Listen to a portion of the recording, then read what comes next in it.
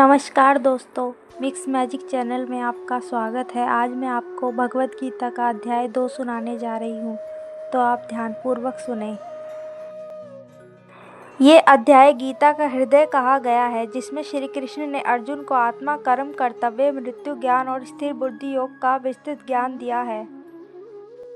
कुरुक्षेत्र में युद्ध आरंभ होने से ठीक पहले अर्जुन अपने स्वजन, पिता समान भीष्म, गुरु द्रोणाचार्य, भाई, रिश्तेदार और मित्रों को सामने देखकर विचलित हो जाता है।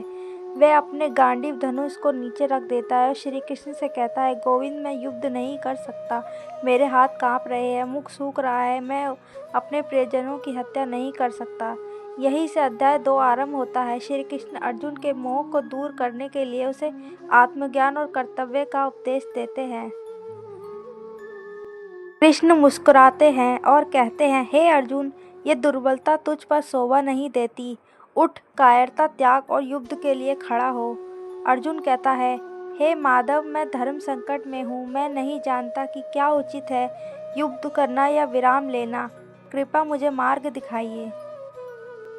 श्री कृष्ण मुस्कुराकर कहते हैं, अब मैं तुझे वह ज्ञान दूंगा जो तुझे इस शोक से सदा के लिए मुक्त कर देगा।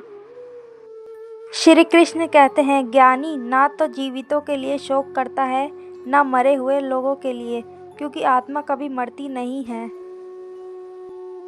नासतो विद्यन्ते भावो न भावो विद्यन्ते संता। जो असत्य है उसका अस्तित्व नहीं, जो सत्य है उसका नाश नहीं। शरीर नश्वर है, आत्मा अमर है। आत्मा जन्म नहीं लेती, ना मरती है। जैसे मनुष्य पुराने वस्त्र त्याग कर नए धारण करता है, वैसे ही आत्मा नए शरीर धारण करती है।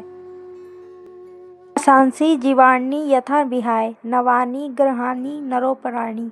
जैसे मनुष्य पुराने वस्त्र छोड़कर नए लेता है, वैसे आत्मा पुराने शरीर छोड़कर नए में प्रवेश करती है। कृष्ण आत्मा का स्वरूप समझाते हैं। आत्मा को वस्त्र काट नहीं सकते, अग्नि जला नहीं सकती, जल भिगो नहीं सकता, वायु सुखा नहीं सकती। आत्मा सर्वव्यापी, अचल, सनातन और अविनाशी है। कृष्ण अर्जुन को उसके कर्तव्य की याद दिलाते हैं और कहते हैं, हे पार्थ, तेरा क्षत्रिय धर्म है धर्म युद्ध करना। यदि तू उस युद्ध से पीछे हटेगा तो लोग कहेंगे तू डर गया, इससे तेरा अपयश होगा। सुख दुख, लाभ हानि, जय पराजय को समान मानकर युद्ध कर। ऐसा करने से तू पाप का भागी नहीं होगा। कर्मयोग की नींव रखी जाती है। कर्तव्य करो, परिणाम की चिंता मत करो। कृष्ण कहते हैं, तेरे पास केवल कर्म करने का अधिकार है, परिणामों पर नहीं। कर्मेवाधिकारस्ते मा फलेषु कदाचन। मनुष्य का कर्तव्य कर्म करना है, फल की चिंता नहीं। जो व्यक्ति फल की आसक्ति छोड़कर कर्म करता है, वही योगी है।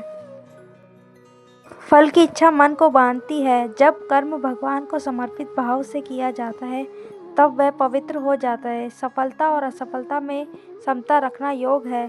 समत्व योग उच्यते। सफलता असफलता में समभाव रखना ही योग है। अब अर्जुन पूछता है, हे केशव, वह ज्ञानी कैसा होता है जिसकी बुद्धि स्थिर है? श्री कृष्ण बताते हैं, जो इच्छा, क्रोध और लोभ से मुक्त है, सुख दुख, सम्मान अपमान में समान है, जो आत्मा में स्थित है, बाहरी विषयों में नहीं, जिसकी बुद्धि समुद्र की भांति स्थिर है। नदी इच्छाएं आती हैं, पर वह विचलित नहीं होता। आपूर्णमाण मचलप्रतिष्ठ समुद्रमाप प्रविशन्ति यदत्। जैसे नदी समुद्र में समा जाती है, वैसे ही इच्छाएं ज्ञानी में विलीन हो जाती है, पर वह विचलित नहीं होता। में श्री कृष्ण कहते हैं, यह योग का परम रहस्य है। जब मन विषयों से हटकर आत्मा में स्थिर हो जाता है, तब मनुष्य परम शांति को प्राप्त करता है। श्रीमद् भागवत गीता अध्याय 2 से मिलने वाली सीख। आत्मा अमर है, ये शरीर नाशवान है, पर आत्मा शाश्वत है। जब हम ये समझ लेते हैं तो मृत्यु, हानि और शोक का भय मिट जाता है। कर्तव्य सर्वोपरि है। अर्जुन को कृष्ण ने सिखाया कि व्यक्ति को अपने धर्म का पालन करना चाहिए, चाहे परिस्थिति कितनी भी कठिन क्यों न हो। कार्य से भागना कमजोरी है। फल की चिंता छोड़ो, कर्म करो, परिणाम की चिंता ना करो। यह गीता का सबसे प्रसिद्ध उपदेश है। फल पर नियंत्रण नहीं है, पर कर्म हमारे वश में है। सफलता असफलता में समता। जब हम जीत और हार में समान रहते हैं तभी सच्चे योगी बनते हैं। यही समत्व योग है। विषयों से विरक्ति। स्थिर बुद्धि पुरुष बाहरी सुखों से आकर्षित नहीं होता। वह जानता है कि सच्चा आनंद भीतर आत्मा में है। मोह और आसक्ति को त्यागो। अर्जुन का मोह उसके निर्णय को प्रभावित कर रहा था। जब तक हम संबंधों, भौतिक वस्तुओं या अहंकार से जुड़े रहेंगे, हम सही निर्णय नहीं ले पाएंगे। स्वयं को जानो। जब मनुष्य जानता है कि मैं आत्मा हूँ, शरीर नहीं, तो उसका दृष्टिकोण बदल जाता है। वह दूसरों में भी उसी आत्मा को देखने लगता है। संतुलन जीवन का आधार है। गीता कहती है, ना अधिक भोजन, ना अधिक संयम, ना अधिक काम, ना अधिक आलस्य। मध्य मार्ग ही श्रेष्ठ है। धैर्य और संयम। जीवन में दुख आएंगे पर धैर्य और संयम से रहना ही योग है। स्थिर बुद्धि योग अपनाओ। जो व्यक्ति अपने मन को नियंत्रण कर लेता है वही सच्चा विजेता है। तारीख सीखे। निर्णय संकट में हो तो कर्तव्य याद रखो। जब मन भटकता है तो गहरी सांस लेकर आत्मा पर ध्यान दो। सफलता मिलने पर अहंकार ना करो, असफलता में निराश ना हो। हर कर्म को ईश्वर अर्पण मानकर करो। दूसरों में ही आत्मा का दर्शन करो, तब बैर मिटेगा और प्रेम बढ़ेगा। कर्ष। अध्याय 2 हमें ये सिखाता है कि जीवन का सार कर्म में है, पर वह कर्म निष्काम हो। आत्मा को जानो, भय मिटेगा। मोह और आसक्ति छोड़ो, मन शांत होगा। जब बुद्धि स्थिर हो जाती है तब मनुष्य सच्ची शांति, आनंद और मोक्ष को प्राप्त करता है।